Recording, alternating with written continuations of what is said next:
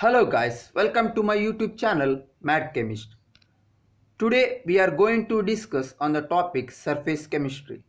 When gas like ammonia, carbon dioxide and sulfur dioxide is introduced into a closed container containing activated charcoal, it's observed that pressure of the gas in the container decreases. It is due to accumulation of gas molecules on the surface of activated charcoal. When animal charcoal is added to methylene blue solution and then filtered, the filtrate is found to be colorless. It is due to accumulation of methylene blue molecules on the surface of animal charcoal. Air is dried in presence of silica gel. The water molecules in air are held on the surface of silica gel. All the above are the examples for adsorption phenomenon. Adsorption is the process of accumulation of molecules of gas or liquid on the solid surface. The molecular species that get accumulated on the surface is called adsorbate. The substance that provides surface for adsorption is called absorbent. The reverse of adsorption, that is removal of adsorbed molecules from the surface of adsorbent, is called desorption. Now let's see about the mechanism of adsorption. The particles inside an adsorbent are surrounded by particles of their own kind in all directions. Hence, all the forces acting between the particles are mutually balanced. That is, if you consider an adsorbent, the particles within the adsorbent are of same kind. Hence, the, the forces acting between these particles gets mutually balanced. However, if we consider the particles on the surface of an adsorbent, they are not surrounded on all sides. So, the surface particle possess unbalanced or residual attractive forces. These forces are responsible for attracting and retaining the adsorbate particles on the surface of adsorbent. Now let's see about the thermodynamics of adsorption. Adsorption is an exothermic process. Exothermic process is a process that releases energy from the system to surrounding. Hence here delta H is negative. The entropy of the system also decreases. Here entropy is molecular disorderness or randomness of a system. Hence delta S is also negative.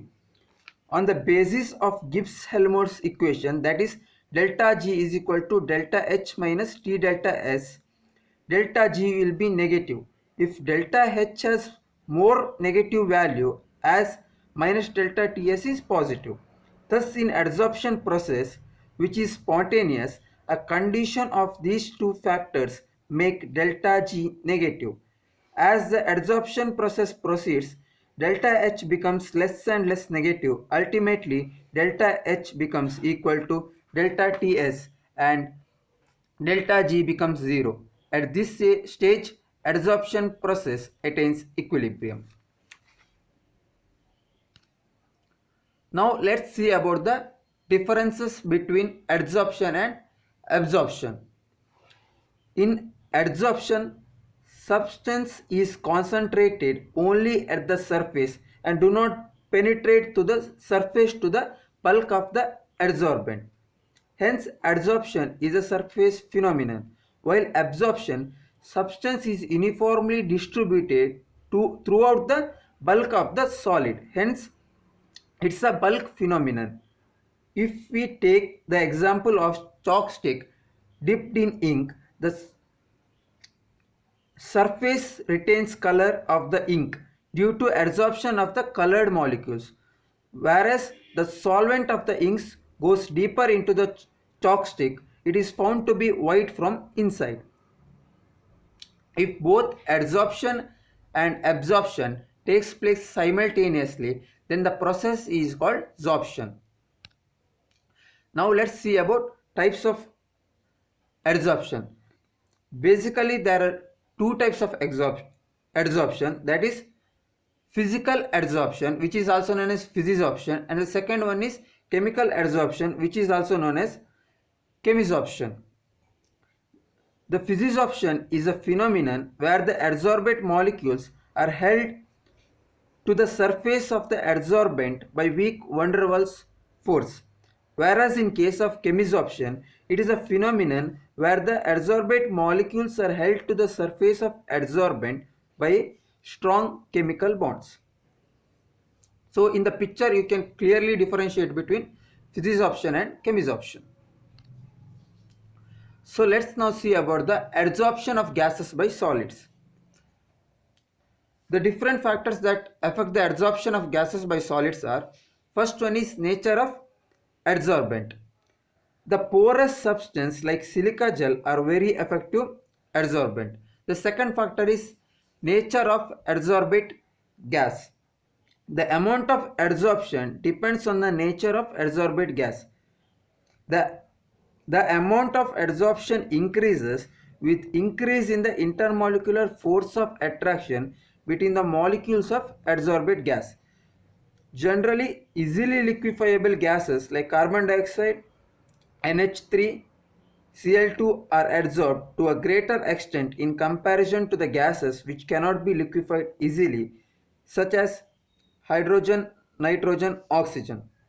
This is because van der Waals force are stronger in easily liquefiable gases. The third factor is surface area of adsorbent. The extent of adsorption increases with increase in the surface area of the adsorbent. Substance in finely divided form or porous ones have larger surface area, hence they have got good absorption capacity. The fourth factor is temperature. Adsorption of gases by a solid is accompanied by the evolution of heat. That is, it is an exothermic process. According to Le Chatelier's principle, an increase in temperature tends to decrease in the amount of gas adsorbed. The fifth factor is pressure of adsorbate gas.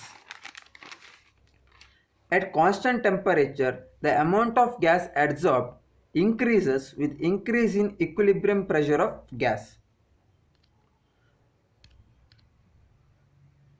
Now let's see about adsorption isotherm. Adsorption isotherm is a mathematical expression or a graphical representation that relates amount of gas adsorbed or on absorbent and equilibrium pressure at constant temperature.